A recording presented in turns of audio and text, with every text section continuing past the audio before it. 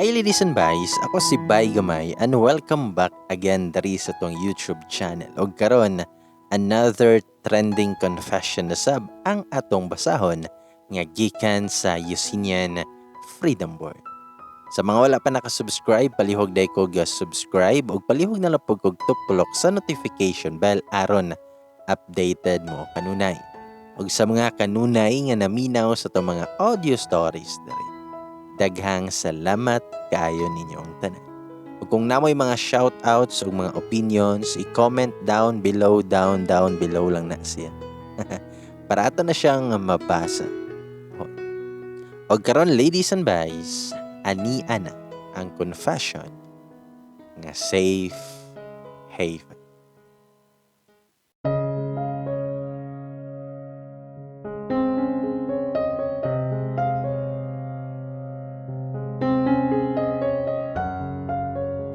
Kung ang ako ang kinabuhi isulat sama sa pocketbook, ingon ani ang mahimong istorya.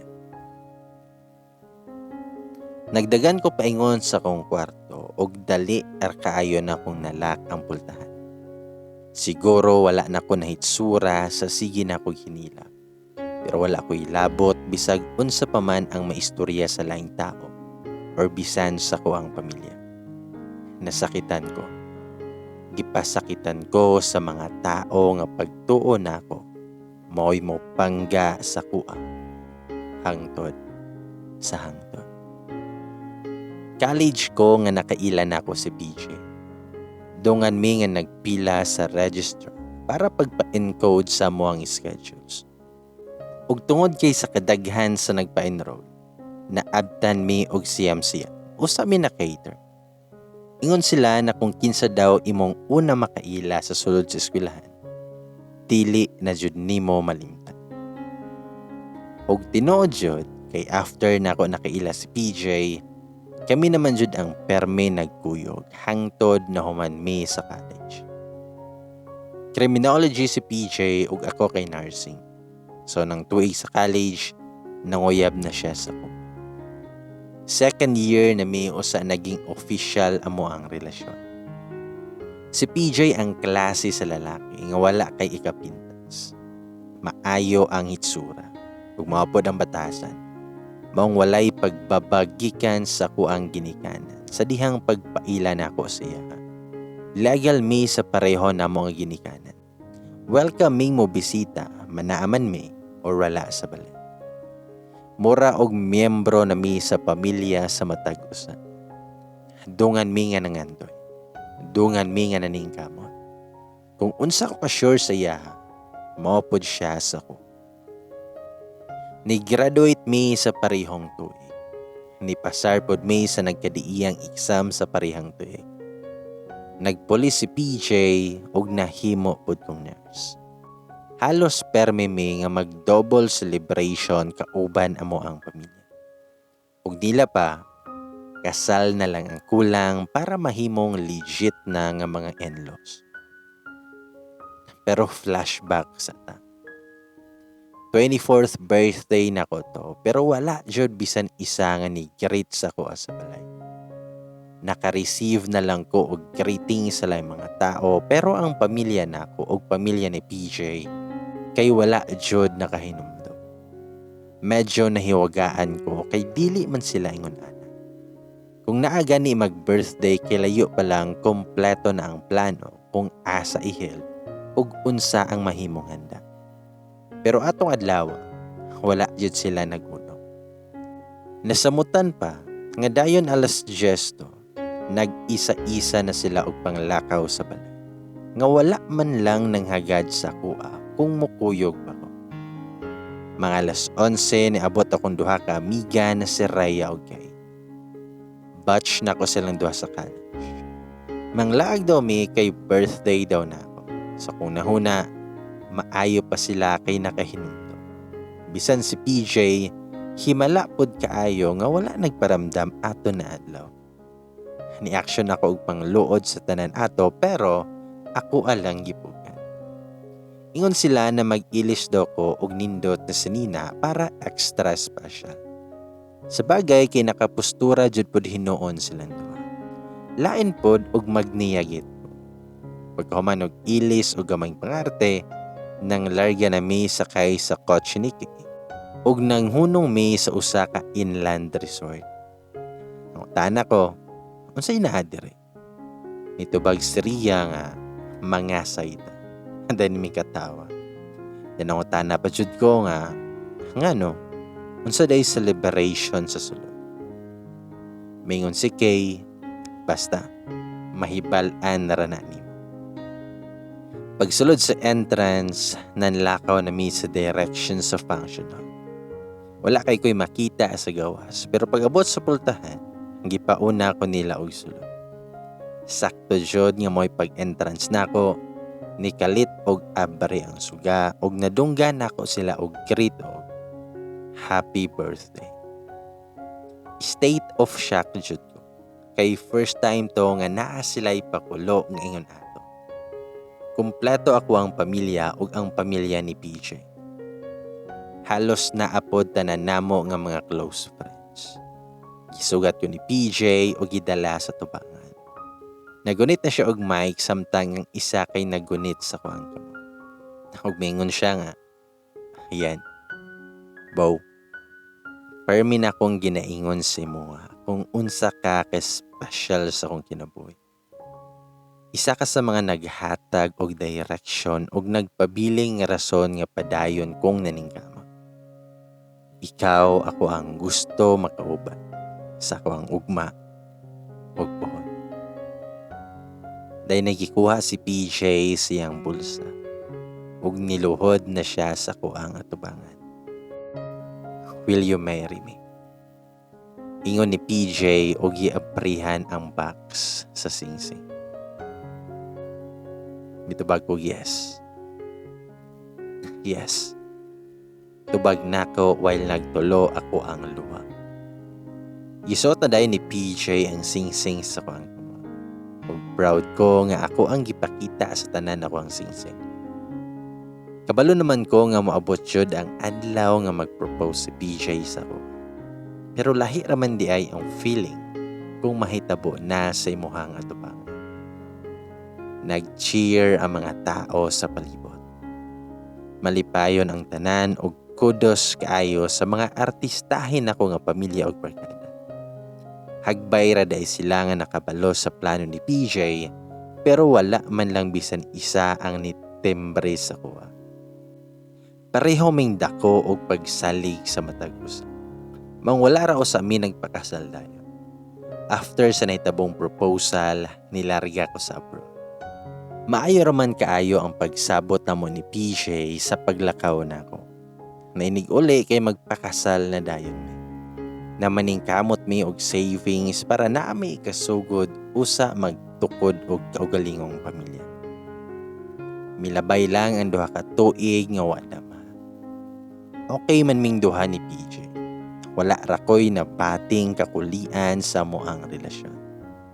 Kung unsa mi sa sugod og hangtod sa nakauli ko, maora jud ang excitement nga namin duha. Pag-uli na ko sa Pilipinas, subay sa plano, magpakasal na mi ni PJ. Nakakontak na mi og wedding organizer. Naanay date amo ang kasal. Og nakapabook na mi sa cathedral. Adlaw na lang ang gihulat para sa naka-schedule na prenup photoshoot na. Based na sabutan, tungaan na mo ang gastos ni PJ kay nangandoy lagi mi og grande nga kasal. Wala man noy problema ang kwarta kay pareho man ming duha nga naay savings. Nakaplano na pod kung asa may magpatukod og balay human sa kasal. Halos tanan na ready na og napangandaman na. Isa lang ang wala. Ang third party. Nagkuyog mi ni PJ sa bake shop kung diin tilawan ang cake para sa mahimong wedding cake namo. Busy mi og tinan-aw sa nagkadaiyang designs pero kalit lang nga naay ni sampit sa kong pangalan. Tingog sa babae nga naa sa kong likod. Paglingin ako, nakita nako ang isa ka buntis na babae. Siguro mga naato sa 5 or 6 months na. Wala ko ila sa babae, pero gikulbaan ko og taman. Grabe ang tutok sa babae kay PJ. Maong akuan na lang pong gilingi. Pero mas na-surprise ko sa reaction niya na murag nakakita og multo. Nang luspad siya nga na siya kajod kaayo ang mga ta. Bow, mo na ingon ako. Nanay nasulod sa kong nahuna pero grabe na kong ampo nga dili lang jud unta itugot sa Ginoo. Wala ra ni tingog si PJ pero sagol ang kahadlok sa iyahang itsura. Ni-action ko og lakaw paingon sa babae pero dali ra kaayo nakapugong si PJ sa kuang kamot. Duda nako. Kabalon ako sa meaning sa tanan. Gikan sa tinanawan og lihok ni PJ, kabalo kong siya ang amahan sa gibuntis sa babae. Unsay angay na akong mahibalan. Pangutanan akong PJ pero hinayra ko ang tingo. Kay naay daghang tao sa sulod sa bake shop. Og nabantayan na akong nagsugod na sila og tanaw sa mua. Siya ang amahan. Nangutan ako. While nagtanaw ko sa babae, while gitudlo na ako sa PJ. Nitando ra ang babae. Maingon si PJ nga, Bow, let me explain. Nisulay og pugong sa ko si PJ pero wala na nako napugngan nako ang kamot og nilargo na siyang no. Og ako siyang giingnan nga cheater. Moray nakaya nako nga istorya sa kay PJ og nilargo nako og gawas siya. Perting tulo sa kong luha while nagdagan ko paingon sa sakyanan. Nigukod si PJ sa kuha og gigunita nako ang kamot og nibabag siya sa kuang dalan. Pero giwaklera nako siya. Og ako siyang giingnan, wala na kay angay pang i-explain. Cheater ka. Giilad ko nimo. Gibuang ko nimo. Walay undang akong luha og puno sa kasakit na akong gisingkahan si PJ. Tubag siya nga, Bow please, paminawa sa ako. Dugang hangyo niya og niluhod pa siya sa akong atubangan. Og ako siyang giingnan, wala ko'y angay na paminawon pa PJ. I-cancel ang kasal. Walay kasal na mahitabo. Bug ato nga desisyon nako pero mao ang dapat. Nigakos pa siya sa ko mga TL while nagluhod lang gihapon. Pero mas ni pagtibabaw ako ang kalagot o kasakit kaysa sa pagmahal. Ug ako siyang giingnan, buhiin ako mintras na apa ko'y respeto sa kuang kaugalingon. Gisulayan ako siya og wakli pero wala di siya plano nga mubuhi. Ug ako siyang giingnan, buhi ko. Uno, medyo nidako na pag-ayo kontigo. Ang gipangtan-aw na mi sa mga tao. Dos, ayaw paabota og trust PJ. Buhi ko. Tagsar ko masuko. Tagsar ako magpakita sa akong bad side. O kabalo si PJ kung kanus ako dili angay na kontrahon. Sumoto, ang hinay-hinay na niyang gipaluagan ang pagpugong sa kong tiyan. Maong nakaya na nako na iwaklis siya. Dali ra kay ko nakasulod og nakapaandar sa sakyanan. Maayo na lang gani, kaya kuha nga mo ang gigamit pagpaingon sa bake shop. Maong dali ra kay ko nakalakaw og nabiyaan sa PJ. Lisod kayo mag-drive nga maghilak, maong nihunong ko sa unahan o gipagawas na ako akong gipati sa manibela. Tiyabaw nga as in na tiyabaw jud kayo. Bisan ka isa, wala dyan nisulod sa akong imagination nga magbinuang sa kuha si PJ. Taas kaya akong paglantaw siya. Sa ingon ato lang ang panghitabo, mura og samin nga nangapulpog sa pino akong pangandoy para namong duha. Niuli ko sa balay. Naabdan ako si mama sa sala og nigakos ko largo siya. Mura kog batang gamay nga nagpalaban sa inahan. Nangutan akong mama, naunsa ka? Pero padayon lang kog hinilak og pipila pa ka minuto ay ha nako nakaistorya kay mama. Ug giingnan nako kung mama. Nagbinuang si PJ mang. Naa siya'y nabuntisan. Wala na mitingog si mama na mura ba og dili bag-o siya ang nahibal-an nga nakabuntis si PJ. Nibuhi ko kay mama. Nangutana ko, nakabalo na ka ma? Nitando lang si mama. Nangutan ako balik sa kong mama. Dugay ra.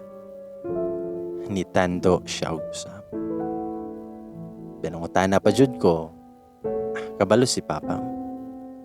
Sa ikatulong higayon, nitando siya. Speechless ko. Mas nisamot kabungkag ang ako ang kalibutan.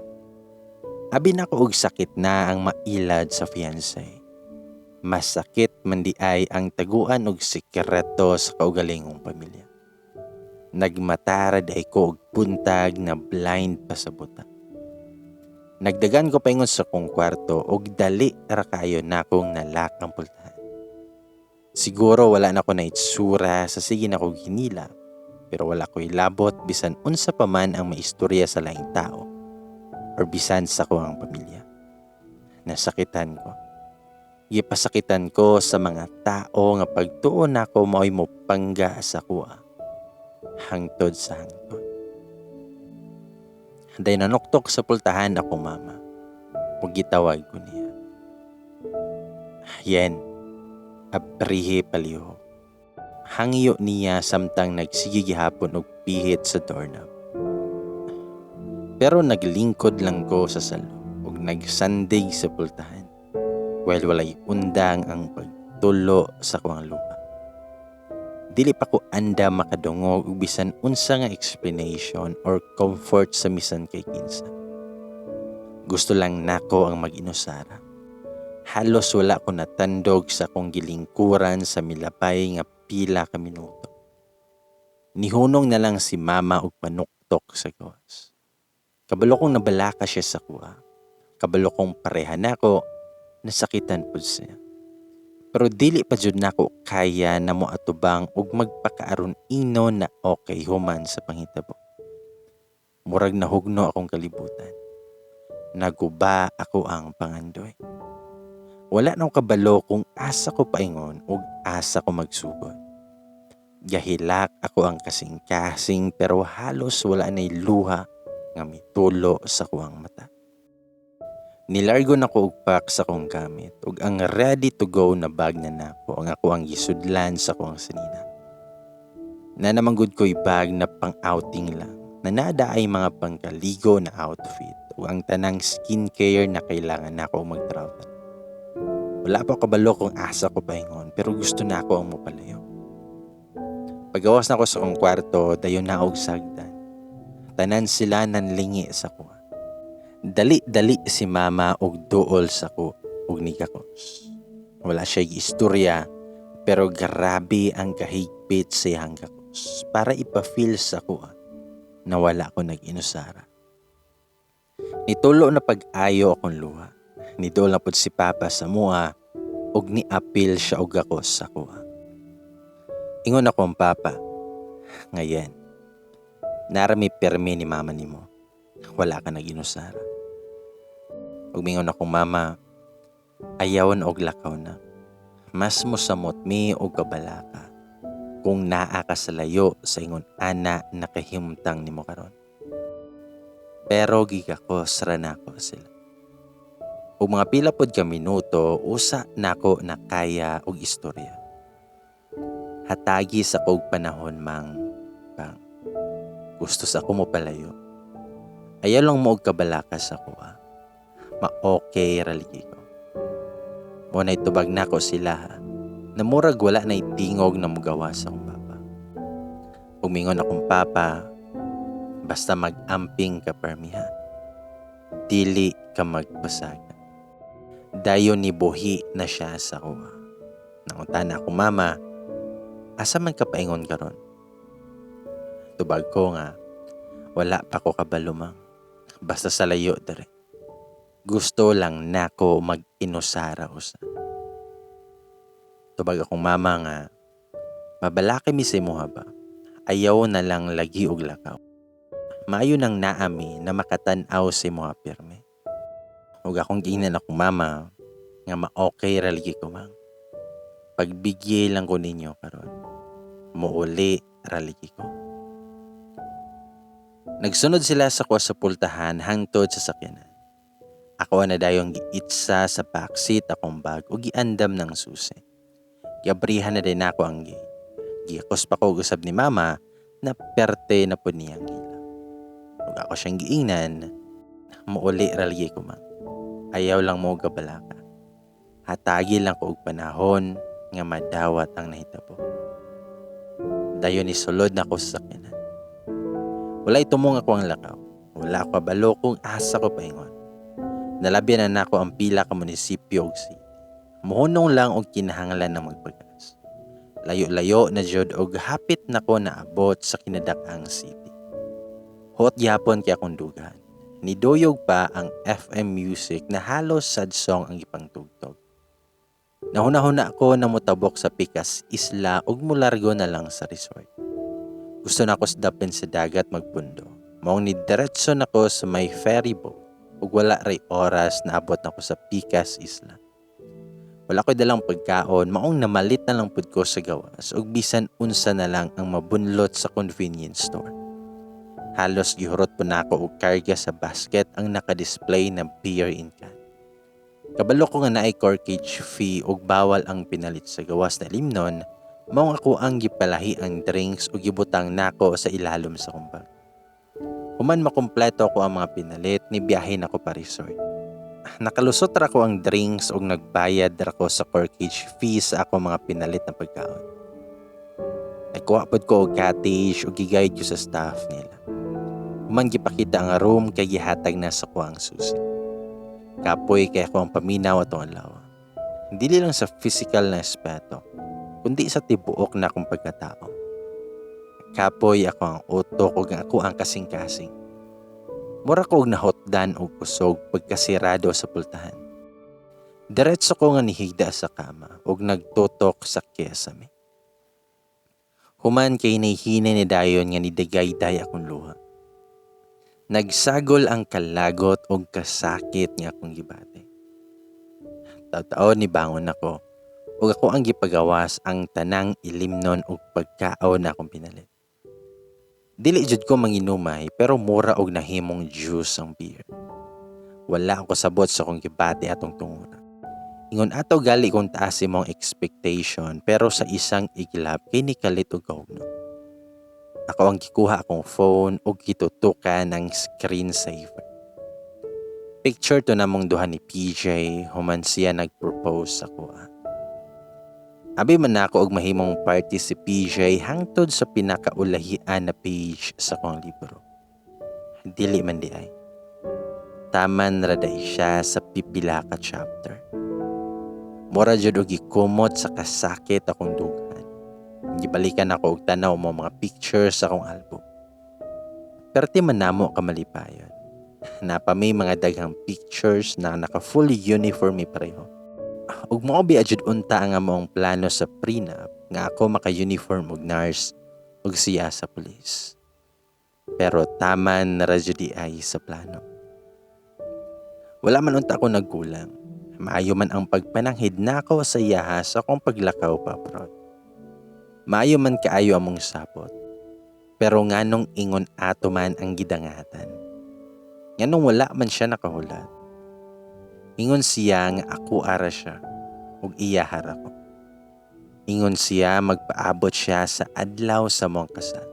Usa nako ihatag sa iya ang pinaka-valuable na gift. Ingon siya ako ang iyahang ugma ug iyahang puhon. Pero ngano man. Puno og pangutana akong utok. Nakahurot na pud ko og pila ka kanya beer pero wala man gihapon nawala ang kasakit. Ako anang gi-off ang airplane mode sa akong phone ug walay undang ang notifications. Unang nisulod ang tawag sa akong igagaw. Ako na lang pong gitubag. Nangutana siya kung asa ko ron. Mitubag ko nga naa sa layo. Ina silang mamang na okay ra ko. Dinanguta na siya. Naa si Kuya PJ dire. Nangita si Muha. Unsa akong iingon? Mitubag ko nga, ing na siya nga busted siya. Ug ako anang gibalik sa airplane mode akong phone. Then ako ang eat siya sa tunga sa idanan. Gikuha na nako kong tupi sa bag ug nag-ilis na ko og pangkaliko. Nagtapis ra kog shawl. Gibilin ra nako kong phone sa sulod sa room. Ug ang purse lang nga naay sulod nga susi ug pitaka ko ang gitala. Ngit kita sa gawas, daghan og mga bisita nga nag-overnight. Bibo sila sa nagkadiiyang cottage, pero minus na ang tao sa daplin sa baybay. Bugnaw ang hangin pero init ako ang lawas. Gitanggal na ako ang shawl ug ako ang gihapin sa balas. Galingkod ko nga nagtan-aw atbang sa mga city lights. Sukad-sukad wala ko nag-inusara sa daplin sa baybay. Permanente kong naay kauban ng mga barkada. Pero atong higayuna, wala ko gi-contact maskin isa. Gabalik-balik og flashback sa kong utok ang amuang mga kaagi ni PJ. Sukad sa sugod, hangtod sa panghitabo atong adlaw. Kung unta damgo lang, pero realidad na jud iyahang pagpangilad sa kuha. Ang iyahang anak sa ubang babae. Padayon nga nagtulo akong luwa. Lami kay siya. Nagtsapaw na ko og hinila. Kabalo kong walay makadungog kay saba pod ang dagat ug naay mga video kihan sa uban na cottage. Gikapoy na kaayo kong nanguna. Kadahapak sa balod sa baybay, mura ginaimbita ko sa dagat. Sa lalom. Sumotong gibili na nako ang purse ug tsinelas kauban sa shawl.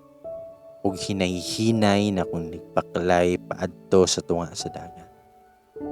Sa tinuod lang, lami na kaayo ipahuway atong tungura. Gusto na nakong mopahulay.